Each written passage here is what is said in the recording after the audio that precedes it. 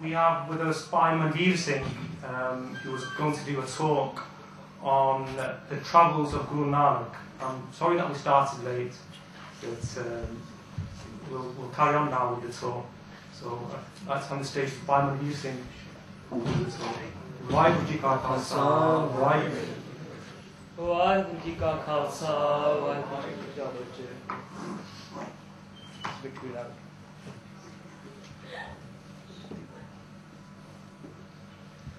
Thank you very much. I was invited to Leicester Sikh Sok by Benji Sabrina Ko to do this Sikhi week here. I've used to study at King's, did religious studies there for 3 years at BA, and now I'm currently studying at University of Birmingham, studying Sikh studies, the MPhil, it's a research degree. And very privileged to able to do seva and able to talk to you today. And talk the whole here, but it's a bit related to the title. I tried to link it in because I didn't have enough time, so I tried to link it in somehow. So the talk really is going to be about the universal Taram Guru Nanak Pasha Ji, and linked into that, we're linking Guru Nanak Pasha's travels as well. Okay. To start off with, when I get the opportunity to do any talks or workshop with the students, I always start off with asking, I assume everybody's a Sikh here, if not you're linked to Sikhi or somehow. So it doesn't matter if you're non-Sikh here, but somehow you're linked to Sikhi or something's brought you here of interest. So to start off with, any time before we start anything, even Sikh societies at the Gurdwara or any camps, it's always important to ask, why are you proud to be a Sikh? Because if you don't understand why you are proud to be a Sikh, or why you think that Sikhi has a virtue or a gun, then you can't move forward.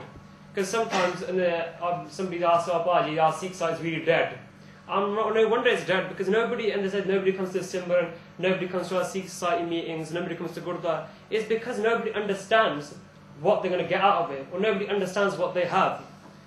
Kaiwar, you might have a treasure underneath you, but you don't realise. So the first thing you have to do is, we have to reflect, and I'm going to pose the question, what makes Sikhi unique? So if you're non-Sikh, you can answer this one. What makes Sikhi unique? Or if you're Sikh as well, to add on to that, I want you to think about, why are you proud to be a Sikh? Why are you proud to be Sikh? And then also, so two things together, whichever looks easy to you. What makes Sikh unique, and why are you proud to be Sikh? So when you ask yourself, what makes a Sikh unique? Ask yourself, what did Guru Nanak give Dev Ji? What exactly was Guruji about? Now, whether you see Guruji, right, as trying to fuse best elements of Hinduism or Islam together, or whether you see Guruji as a revolutionary in that he criticized his own time. He asked questions about, why are we so engrossed in Maya? Why are you claiming to be a Hindu and such when you're not following what? That's not strictly true.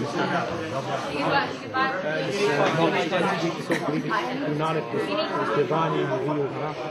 It kind of takes a middle part. It doesn't take one. Well, Gabri, can we not put the camera over here? Because you will find the camera. I'm like banging the button on my head. Gabri.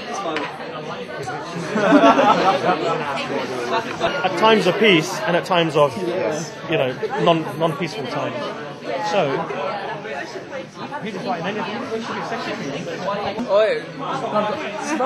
name the 5 Ks. When you go on, name the 5 Ks. No.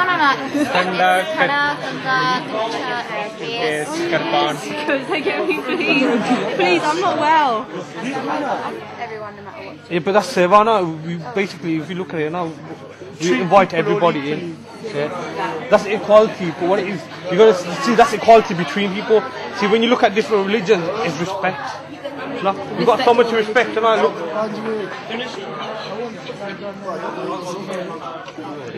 Unique appearance. Fearless, yeah. And they always used to be warriors. All the past Sikhs have always been warriors, fighting against injustice and everything, generally. And we always do seva, like seva from going to the Gurdwara, doing stuff like giving out khana to everyone, stuff like that.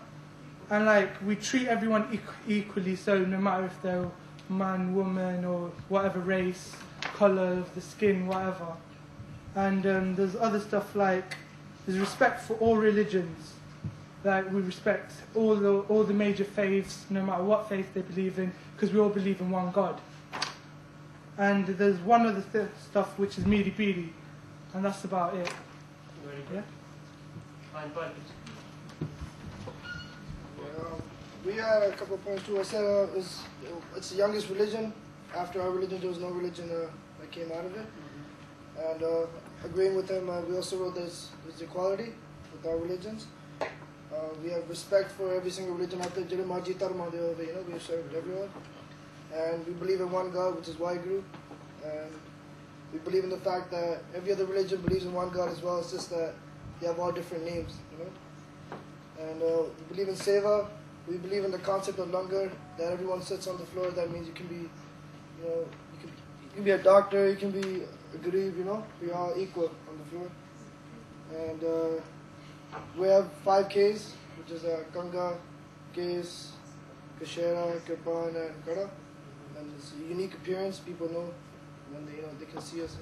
However you describe the uniqueness of Sikhi, you need to understand Sikhi in relation to our philosophy, our ethics, our culture, our history. Now Sikhi represents the great cause of humanity, that in elaborating on points that we do not discriminate between what faith. And Sikhi is not a dogmatic faith, it is a way of life. I'm just going to sum the notion up that it's not about symbols, it's not about what we're trying to represent to everyone else. If we're trying to represent with Satya from the outside, yet we're not Satya from within, what kind of Sikh are we? So, you know, just to sum it up, we're made of 3 elements: mind, body, and a soul. Our connection to Waheguru is our soul. Our mind and body is temporary. If Guru Gobind Singh Ji said that death of body I do not fear, death of mind I do fear, it's the soul that will continue after you die. And if our purpose in life is to attain union with Waheguru, then I believe that what makes Sikhi very unique to other faiths, cultures. First of all, let me just introduce myself. My name is Rakib, and I think I might be the only non-Sikhi here. I'm actually a Muslim, but what brought me to Sikhism was that I wanted to learn more and more about religion and to develop myself. And the more and more that I learned about Sikhism, the more and more I realized that as a Muslim, I can improve myself by understanding the way that Gurus live their lives, as well as incorporate elements of Sikhism into my religion and make myself a better person.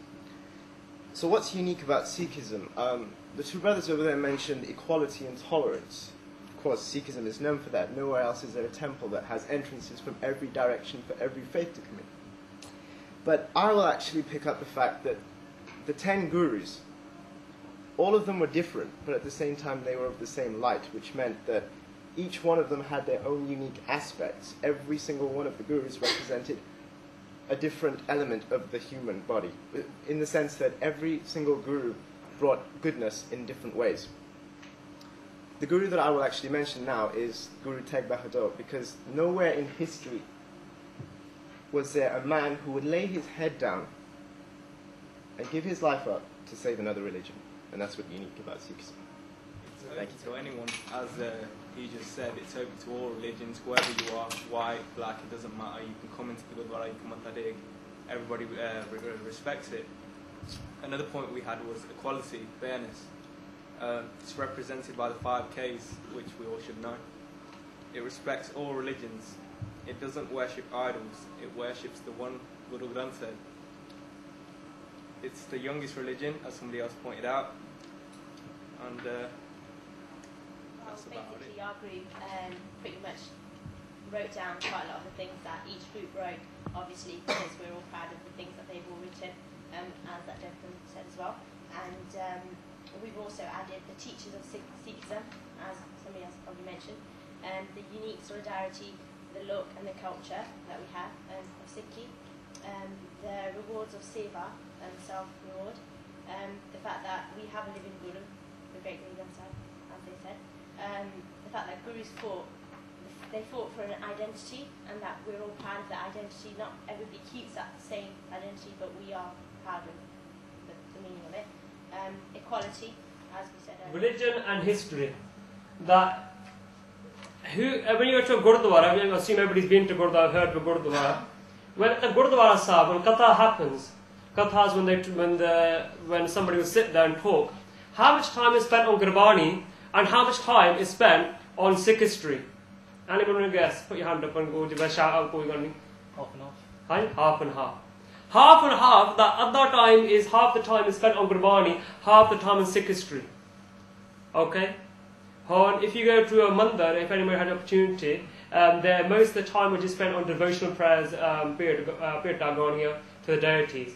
In a church, if anybody's had the opportunity of going to a church, the time we spend singing hymns, and then the priest will spend time. They pick an issue, a local issue or a global issue, and apply Christian ethics to it, and thus will explain it. Okay. Similar in a masjid, in a mosque, the imam they'll do their namaz, and then their time, well, our local mosque anyway, the imam will pick a local issue or a global issue and apply Islamic ethics to it and explain that so they can improve their lives.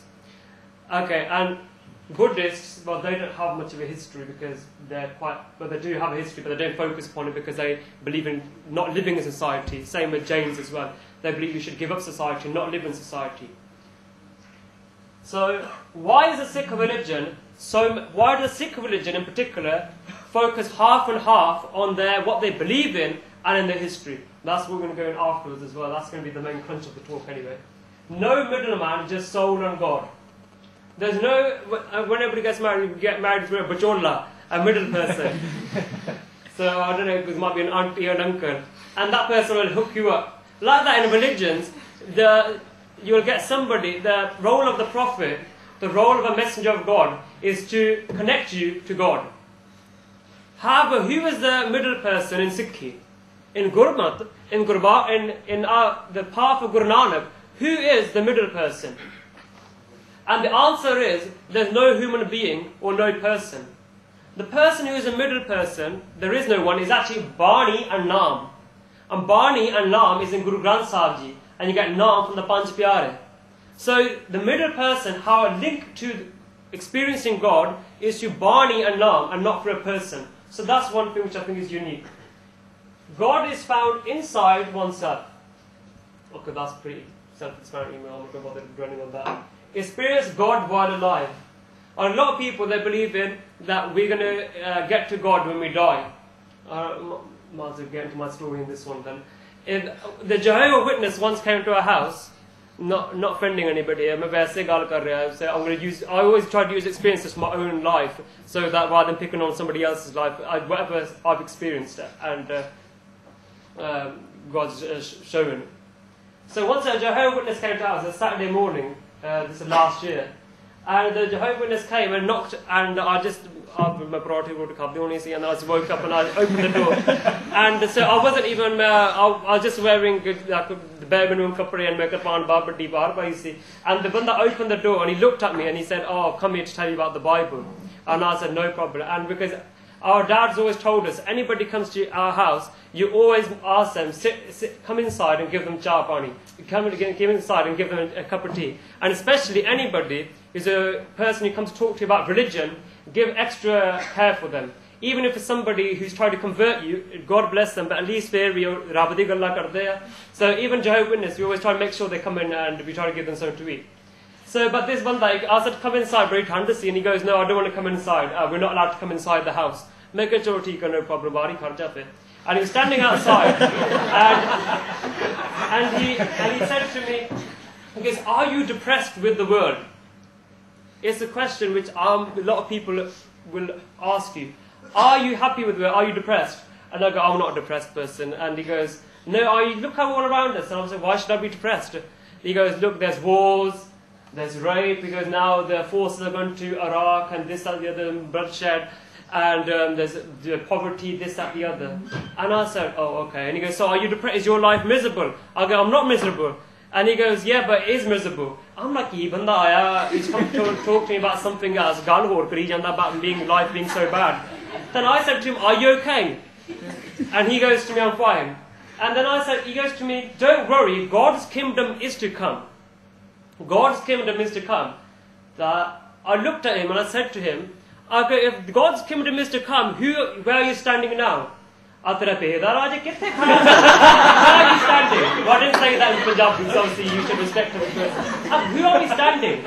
I said to him, you come to me to teach about God, but okay, first of all, I credit anybody who comes to talk about God and has taken their time out. We should always respect them. But I said to him, okay, you have not understood about life yourself when you come preaching to others. That you have not realized you're standing in God's kingdom and you're telling me that God's kingdom is to come. Then I said to him, okay, can I ask, do you drink alcohol? And he goes, yeah, I do. I go, are you allowed to drink alcohol? He goes, yeah, as long as you don't get drunk. Oh, heard that before. My dad usually says that. Yeah, but I said to him, do you go to the pub? He goes, every day I go to the pub. I go, okay. I go, how many pints do you drink? 2 pints. Okay, and then I said to myself, I thought, goes to the pub every day, has 2 pints, pork scratchings, some peanuts, and goes back home every day. No wonder why his life's depressing. I said, because alcohol is depressing anyway. I said to him, why is your life like that? And then I said to him, then he said to me, why are you wearing this big dagger? And I said, it's a kirpan. And then we had a conversation. He said to me that I'm not allowed to wear it according to the law, but me, I said to him, I am allowed to wear it. And then he said to me that they believe violence is totally wrong. Any type of violence is totally wrong. And I said, okay. Then I said, what about if somebody came to your house and came to attack your family? Can you as a Jehovah's Witness stand up for yourself? And he goes, no, violence is just, nothing at all. Even if somebody comes to attack your family, you don't attack them. Then he goes, all wars are bad as well. So I said, so you're saying that any war started to defend a country, that's bad, if somebody picks up arms to defend themselves. And he goes, yes, it's bad. Then I said to him, okay. Then I said to him, do you like chicken burgers? Then he goes, yeah, I eat chicken burgers. I go, okay. Do I go, do you eat kebabs? And he goes, I do eat kebabs.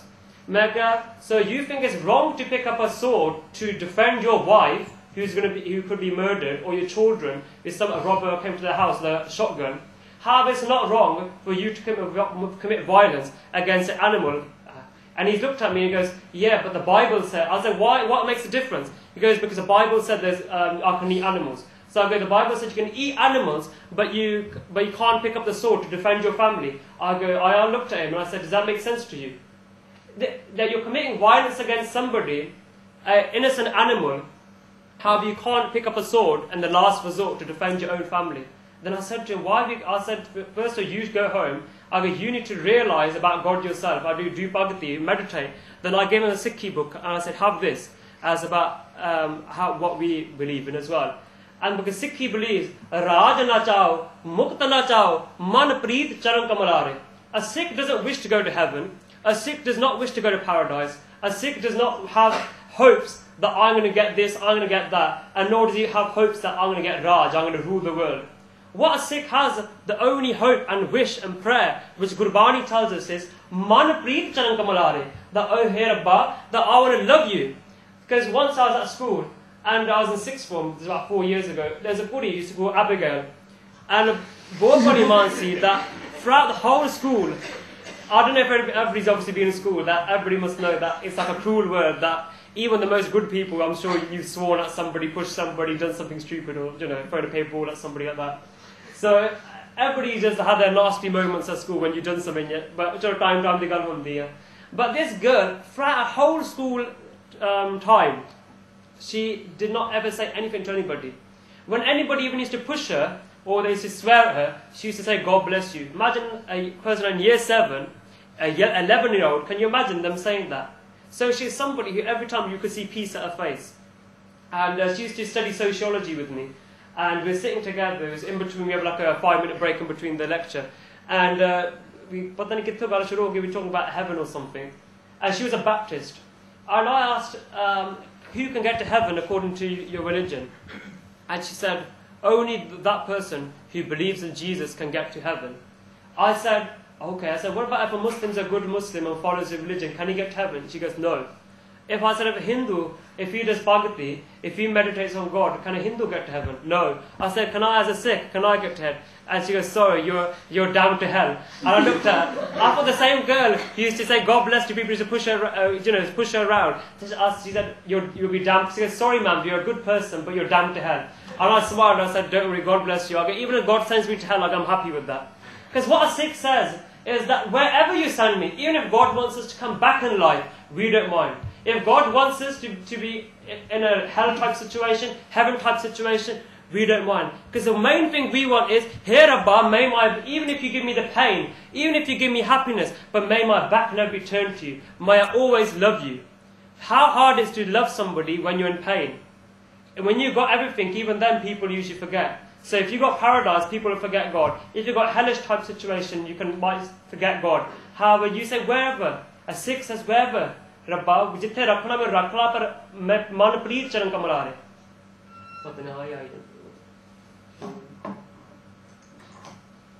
So a Sikh believes in experience God while alive. Guru Nanak Pasha gave us the message of Jivan Mukti. Why wait till you die? Bhagat Kabir ji in his shloks, in one shlok he mentioned that why wait to experience God after you've died? Why not experience God while you're here? Even my brother, when I was gradually becoming a Sikh and getting towards Sikhi, my brother was like always like devil's advocate. He would always challenge me and keep on saying stuff to me. And he always used to say to me, oh yeah, so what, one part, if you do one part, you must do one part. And he used to say, Mar ke kane dekhe aaya heaven, this God or this, that, the other, that enjoy yourself. Then, but what Sikhi tells, more you read about Gurbani, that Gurbani talks about Jivan Mukti. But even that is not the end. Jivan Mukti is not even the end. That's probably like a stop on the journey. Jivan Mukti is becoming liberated.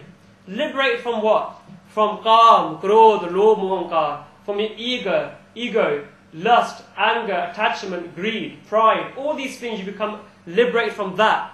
Becoming liberated from that, you can then experience God. Okay. Now, anybody seen a lotus flower? Lotus flower? Anyone? Yeah, no? Oh. Yeah, okay, lotus flower. Can anybody just describe what lotus flower looks like? Anyone? It's like that, lots and lots of petals. Okay, yeah, like that with lots of water. Sits in water. And what type of water? In the still water. Sorry? Still water. Still water. Can be in a swimming pool or no, in natural places. Natural places, where there's clean water or. I would assume so. I don't know that much. Oh, anybody else want to chip in? You'll find in India, you find a lotus or kamal da phul kande hain. You find in a shappar, which is the ganda pani hunda hai. Where there's dirty water, a shappar, a swamp, that's where you'll find the kamal da phul, the lotus flower. There's a picture of that. I'll show you afterwards. And the lotus flower always floats on dirty water. And Guru Nanak Pasha uses the kamal da phul to describe the Gursikh. The Gursikh lives in society, however remains pure. Truth is high, but higher is truth for living. We can all talk about the truth. However, Sikhi is not a religion. It is a religion, but it's more than that. It's a way of life. Hence, Guru Gobind Singh Maharaj always talks about the actions of a Sikh. Guru Gobind Singh Sahib always talks about action of Sikh. He goes, "Reh nahi rahe soi Sikh mera, o sahib muska chehra. Rahat pyari mujhko, Sikh pyara na hai." That Guru Sahib always says, looks at the action, the way of life. And when everybody gets married, well, soon, that when you do Anand Karaj, in the first lam, it says, Taram Dhrro. Taram. What is Taram? Can anybody put their hand up and say, what is Taram according to the understanding? Huh, Baji? Religion, okay. Very good. Anybody else? Path of righteousness. Path of righteousness, anybody else? The belief system. Belief system? Okay. Sorry, it's all good. If Taram is a way of life, a true way of life and true for living, or you can say righteous way of life. So Taram is a path you're walking on. And that's what Guru Sahib talks about. A religion can be something, I can say, okay, every Sunday I'm going to church. Yeah, Baki time, I've never read the Bible. Rest of the time, yeah, whatever, I can do this, that, the other. And just on Sunday you become a Christian. Other days it's like an on-off sing, as I say, on-off sing type. Like we used to have a banda in our town, he used to have a Mandi start bug. And Udda Bal, but he had cut hair. But he used to keep it in this car seat. In the car boot. When he used to come to the Gurdwara, I used to get it, do that. and my cousin said, "Oh, is he a singer? Was he a singer? I thought he was there." And I'm like, "He's on-off singer, but on Sundays only." That was not offending anybody, by the way. So is that one of those things? That's not dharam. Dharam is a way of life. That's why Guru Sahib always talks about implements change in your life. Galla ta har ek banda kar sakta. We can all talk. When you start talking the talk, walking the walk, following the path, then you will only experience change in your life. We can all say make a big huge list, but only when you start walking that, tasting that, experiencing it, then you can talk about it. I can't tell you the taste, the sweetness of Gurbani, the sweetness of being a Guru Sikh, the sweetness of Kirtan, if you never enjoyed it yourself. Somebody who's a Bhangra DJ can't tell somebody else what the pleasure of listening to Bhangra music is if nobody has listened to that, if nobody's been to a Bhangra gig. Somebody who's not a cook, who doesn't eat anything other than dal sabji, he can't appreciate different types of foods, cuisines from China or from Italy because he's too busy, or har ek wali just eating dal sabji. He can't appreciate it. However, once you start going towards it, you start tasting it, when you start experiencing it and letting yourself drown in the experience, then you will start experiencing, then you can have the taste. Okay, I'm going to keep it. Okay. Religion not based on fear but truth. Somebody asked me, why do Sikhs not go out and preach that become Sikh? At Westminster University at the London Sikhi Week, after the talk, they had for the display stands. There are display stands of the Sikhi images and what Sikhi is like short. And there's, I was just eating my samosas there, and there's the Virji came, and he goes to Paji, there's it's like African person, and he would like to know about Sikhi. He's interested, he's just come out for his lecture, he's seen the display stand, and he would like to know about Sikhi. I said, okay, no problem. So when I put my small sack to the side and I started talking to the Banda, just spent 2 minutes with him, and he said to me, and his ending this was what he said: your religion is so nice, so simple, and so loving, how come there's not Sikhs all over the world? How come there's not Sikhs all over the world? Then he goes, how you should be making Sikh everywhere, how there should be Sikh everywhere in the whole world if your religion is what you told me. And then Mary sort of, I started thinking, I was a bit stunned when he said that. And I thought, perhaps it's because we have not inspired people ourselves. But then at the same time I said that we don't convert, we're not missionary religion. And I said that, but even then we just share our virtues with others. And if that helps society, helps others, then that's what because the Gurdwara, like Bhai Sahib, my brother said, the Gurdwara is open to everybody. Guru Granth Sahib is open to everybody. Anybody, even atheists can come to the Gurdwara. Atheists can come to Sri Harmandir Sahib. Oh, that's not Sri Harmandir Sahib. Sri Harmandir Sahib, to the Golden Temple. And they can go there. Whether they wish to pick up something or not, that's up to them. There's no pressure. They go there, the Guru is open to everybody. To the atheist, to the Muslim, to the Hindu, to the person who doesn't wish to have no faith, everybody. However, those people who start walking the path of the Guru, they became Sikh. So I was a bit struck about that. Why? And then my mind came to that Sikhi is a religion not based on fear but truth. I don't know about Leicester, but in Oxford Street when I study at King's, not that I really go to that much shopping because there's nothing to buy if you went to Kurta Bidhama, but sometimes you might want to buy a nice kurti or something. There's near Harrods there, there's Goraji Kharamda with a microphone. And the microphone, I'm sure you and he's always talking saying, if you don't follow Christ, you're damned to hell. And then he's saying, until he goes, the hellfire is so painful, you burn, you scream, become Christian, save yourself, save yourself. And he's shouting away. And he's just there with the microphone. I was standing there, and I thought, first of all, I'll give him credit that he's standing in the cold. But second, at the same time, I thought, why is he spending all his life just standing there? Every time you go on Oxford Street on the weekends, you see that banda. He's just standing in one place. He's spending his life telling people that they should fear hell, that become a Christian to save yourself from the hellfire. So that means that you're trying to make someone into following another religion. However, Sikhi, we don't need to tell somebody that if you don't become Sikh, you're damned to hell, because a Sikh doesn't believe that. A Sikh does not believe that if you're a non-Sikh, you're damned to hell. Sikh is the only religion which says, whichever path you choose, no one is damned to hell. Whatever work you do, when Baba Nanak went to Baghdad, to Iraq, there, Pir Dastagir, a imam there, he asked Guru Nanak Pasha, who is higher, the Hindu or the Muslim? And Guru Nanak Pasha said, without good deeds, both of them are lost. However, it's actions. If a Muslim does good actions and follows the path, and he will get whatever he works for. If a Hindu does good actions, he will get whatever he works for. So a Sikh does not believe anybody is damned to hell. A Sikh believes anybody who works, puts an effort on their path or towards their goal, they will get that. However, at the same time, the goal of a Sikh is totally different from anybody else. So I wouldn't go down, this is again my understanding of Sikhi, I wouldn't go down the route that once I went to Kidlington, there was an interfaith day, and the Christian priest spoke of Oxford, the Archbishop, he's like some big post anyway, and he said that it's insulting for a Muslim, it's insulting for a Christian, it's insulting for a Sikh and a Buddhist to say all religions are the same, because they're not. Every religion is unique, every religion is different.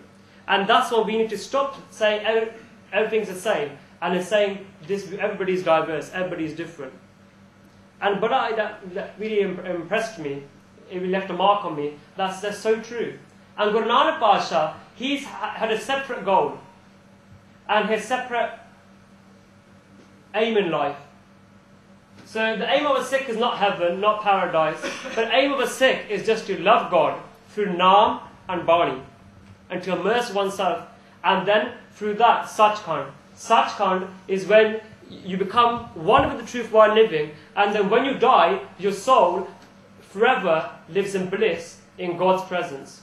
And the bliss, there's various bhagats, there's various gursikhs which describe Sachkhand. So it's totally different, because other paradise, heaven could be physical. However, Sachkhand is a spiritual place where it's only souls. Okay, I'm going to swiftly move on. I'm just going to do equality of man and woman. Everybody should know that in only Sikh religion, everything's same for man and woman. Whether it's your Panchakar, whether it's your identity, whether it's wearing a dastar, whether it's taking Amrit, whether it's who can fight, whether it's about who can become a Granthi, whether it's about who can become a Kirtani, everything is the same for a man and a woman. Because Guru Granth, somebody asked me, why doesn't Guru Granth Sahib tell me about the legal system? Why doesn't Guru Granth Sahib tell me some random, I forgot, it's so silly question, although it's about legal type terms, you know? So where can I walk to, some really stupid stuff, but that was quite, is that my brother type, he's on purpose annoying me, but and the answer is that Guru Granth Sahib talks to souls. That's why there's no specific hukams like red. The red or discipline or way of conduct is not in Guru Granth Sahib, that's separate. Because Guru Granth Sahib strictly talks to the soul. Guru Granth Sahib strictly talks to the soul. Atma naal gal hundi hai. And other scripture, you might talk to the man separately and a woman separately, but Guru Bani, the Guru Granth Sahib took strictly to the soul only. And that's why a Sikh, equality is not mere words. How does Sikh is equality on ground level? Because we see everybody as a soul. A Sikh will not say, you are Muslim, you are Hindu, you are Christian, you are atheist, this. A Sikh will say, see everybody as a soul. And when you start seeing everybody as a soul, then you start understanding Ek Onkar, and that everything is part of the one. Okay, last one, I'm going to do this one, and then bas okay, Bajjar Krats, perfect lifestyle and perfect rule. Today in America, about 4 weeks ago, I started a job in Curry's. I'm just got a part-time job while I'm studying.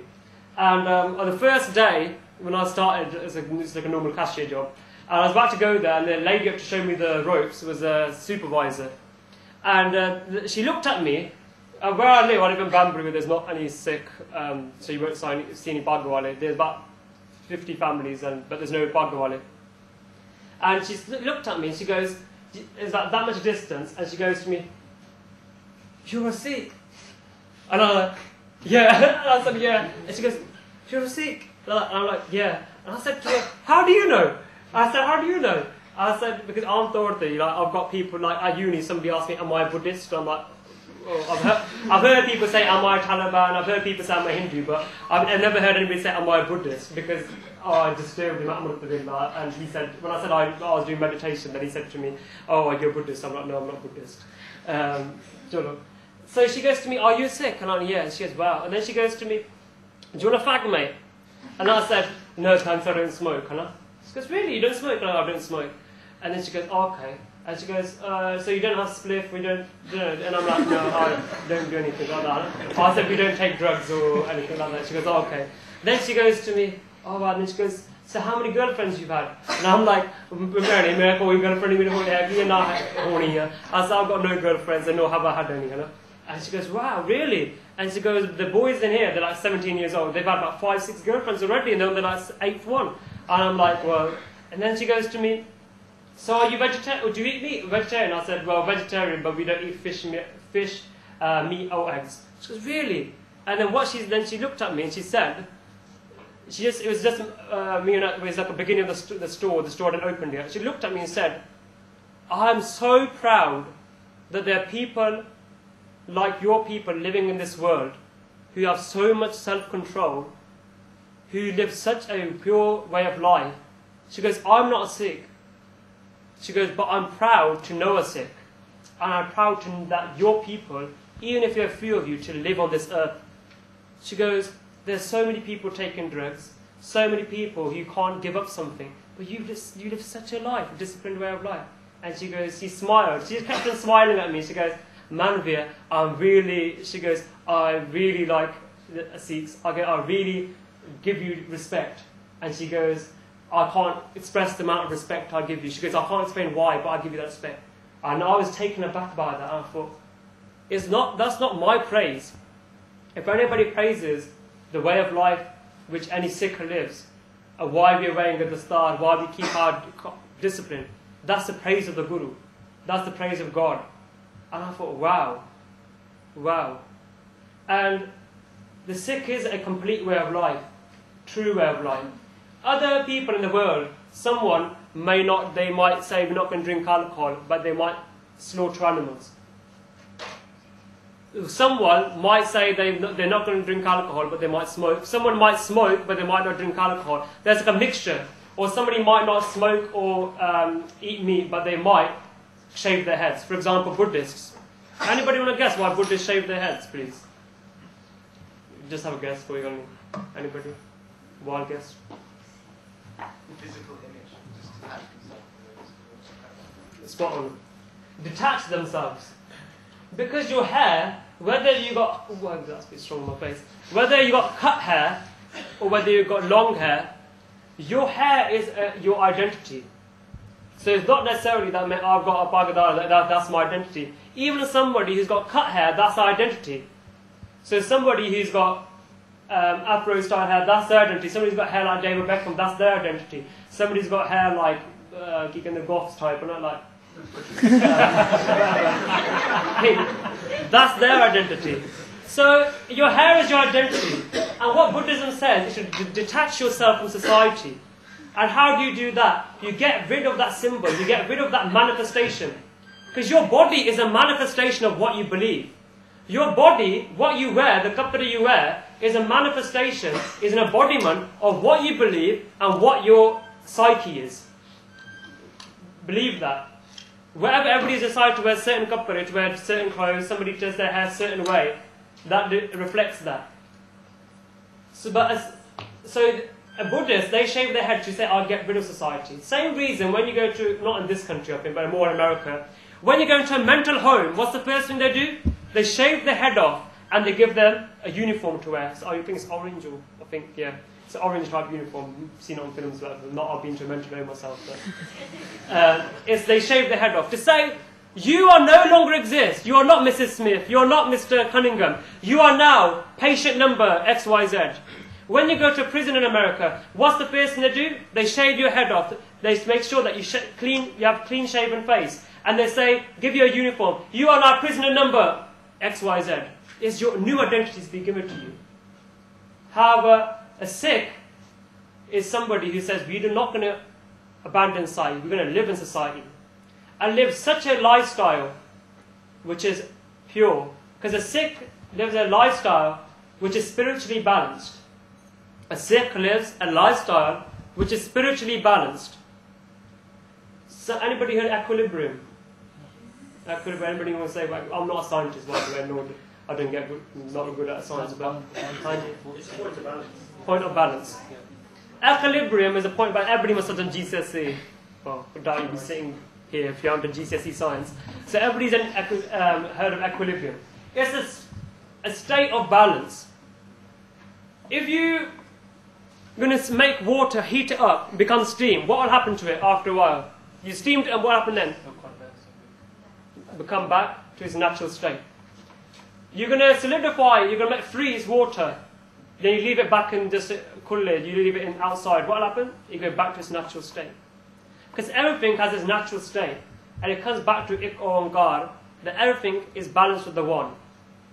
So a Sikh believes that you live such a spiritually balanced life, where it's so easy then to do bhakti, to meditate, to live that devotional life to God while living in society, where you're not got the fear of mental diseases, physical diseases, or social diseases. I'm not going to bother going through all of that because obviously you're all bande, so you'll probably know what I'm talking about. But okay, so I'm now going to universal faith. Okay, I think Benji, could you give out the, if everybody back in their groups, if Benji could give out the another sheet, or on the back side, everybody knows it in the back, isn't it? Save paper's good, save paper. If everybody on the back can write down which countries did Guru Nanak Pasha travel, not cities, that'll get too much. Which countries? This is one of the first things I said with universal faith. It says, you have exceeded your profile storage space. Okay. Jagat Guru of Kalyug. Guru Nanak Pasha, Bhai Gurdas, who's a respected poet in Gursikh, he was a contemporary of the first, he was, I think he's a contemporary, he was Guru Arjan Dev Ji Mamma Ji, I can't remember how many Guru Sahib's darshan he had. Bhai Gurdas, he describes Guru Nanak Pasha as Jagat Baba, as Jagat Guru, as the Guru, the Baba, the Master, the wisdom of the world. And as you've mentioned, you've gone through the list. I don't know whether I've got all the countries you said. Okay, so that's on that one. I think we'll go back to that afterwards. So, Guru Nanak Pasha went on 4 travels. The first one was from central India, going eastwards, and then Guru Nanak Pasha went to Bengal, Bangladesh, and also Burma as well. Okay, the second Adasi, Guru Nanak Pasha, Adasi means like a journey or a voyage. Guru Nanak Pasha went from Punjab southwards towards South India, and then ended up in Sri Lanka and then back, which is also called Ceylon. On the third journey, Guru Nanak went back from Punjab all the way to Bihar. Bihar is near on the east side of India. To the Himalayas, so east, then back to the Himalayas, up through Nepal, Tibet, China, and then Russia. Well, that's old Russia, should we say. On that'll be Uzbekistan, which I'm sure everybody's been on to go to India. And we've all probably stopped off at Tashkent for your 1 hour sit down and drink the sparkling water which they give you. And also there's a city there called Samarkand. And Guru Nanak, when he went to Uzbekistan, to Russia, South Russia, he came back to Punjab through the valleys of Kashmir. The fourth Adasi, Guru Nanak Pasha, westwards, from Punjab westwards through Afghanistan, Iran, then to Turkey, Istanbul, which Professor Devinder Singh Chahal, he's found a monument there which has an inscription about Guru Nanak Pasha. So there's archaeological evidence being dug up about that. And Guru Nanak Pasha went to Italy, Rome, Africa. I don't know, I've read that here, but I don't have a clue where this monk is. Habish Desh or Habish Desh, or I haven't got a clue. But you know, that's a country, I don't know if that's a country or city or something. Iraq, Baghdad, and Arabia. And in Arabia, Guru Nanak Pasha visited the Muslim sacred cities of Mecca and Medina. And then the fifth Adasi, Guru Nanak Pasha, it was just basically travelling. Well, there's 4 Dasya outside Punjab, and the 5th one you can call is just travelling within Punjab. So Punjab is really we speak from Delhi to, you can say, the western frontier of Afghanistan, the old Punjab. So that's where Guru Nanak Pasha travelled. What does that tell you? His most travelled prophet of the world. Yeah, and how do you travel by it? By foot. Unlike us going to Uzbekistan Airlines or Turkmenistan Airlines, Guru Nanak Pasha travelled by foot. That's why sometimes I was going to put a photo, but I didn't get time. That sometimes, because there's no true pictures of the Guru Sahibs, because the true picture is a Shabad. However, sometimes artists, they depict the Guru, even though you shouldn't be, how can we depict the glory of the Guru? Because Jeso Chanda Ogwe Suraj Chare Hajare Te Chalo Hundia Gurben Koranda, that the Guru, even the Guru is standing in front of me, I think there'd be so much light and roshni there, there'd be so much, I'd feel so ashamed and I'd feel so guilty. I wouldn't be able to look at Guru Nanak Pasha in the face, I'd be ending up looking at Guru Nanak Pasha's feet. Anytime when you see somebody great, you sometimes can't look at their face. I went to a camp, we're going to say which one, and there's some Guru Sikhs came from Canada. And the Guru Sikhs, I just felt like looking at their feet, because you know when they see somebody who's so, you respect them so much, you just felt overwhelmed, you didn't feel like looking at their face. And even then, you can't capture the glory of anybody in a picture. And we don't believe in pictures anyway. But Chalo, Lucky Banande, I'm not going to go into that as a lecture. But there's one photo which I've seen, I'm sure, I've been seeing the film, not saying that everybody should watch films, obviously, that's not exactly Sikhi films, but obviously clean films. Bend It Like Beckham, there was some scene out of fast forward in that as well. But anybody seen where they stand in front of the picture of Guru Nanak Pasha? Yeah. Okay, well, I'll say the picture depicting Guru Nanak Pasha. No offence, but that picture which they have depicting the Guru, it does not show a great man who travelled the most of the known world. That picture does not show a man who travelled by foot across the whole world, the known world, the most part of the known world. What does that photo show? It's a bit overweight, the eyes are drowsy. Have a look at home on the internet, search for this, you will see a lot of pictures like this. The eyes are really black and drowsy, like really hard time drowsy, I mean like really big time. Okay. And then there's like a mala on the pug, like I know people use a mala in the hand, but why on a pug? It's just like a mala is lying on the pug. And it just looks like, it doesn't look like somebody who depicts the glory of Guru Nanak.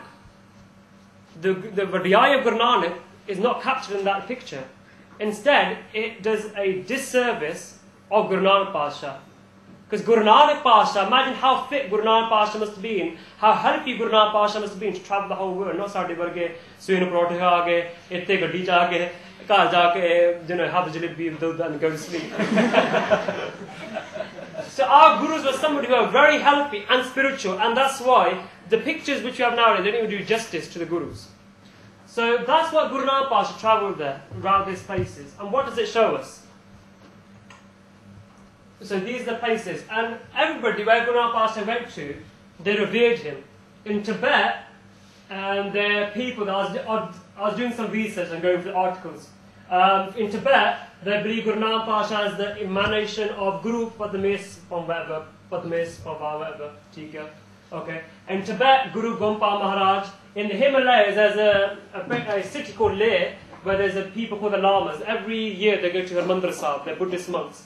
And they call Guru Nanak, Guru Rinpoche and Nanak Lama. And then in China, there's a village named after Guru Nanak called Nanking. And in Baghdad, at the tomb of Bilal, whose real name is Sheikh Abdul Qadir Jalani, there is written, he's written an autobiography, and also there's a slab there which calls Guru Nanak the Murad of God, Peer and Fakir Nanak. And that's the inscription by Rukun Din. So that's some things how people across the world revered Guru Nanak Pasha. So how, imagine if you had a choice, that I'm going to offer you a chance to travel the world. And I say, pick one thing, you're going to travel about 20 countries, and you have one thing, you can pick a person, to take with you. Who will you take? You're having 20 countries and you've got a mission, you have to communicate with the people. Okay?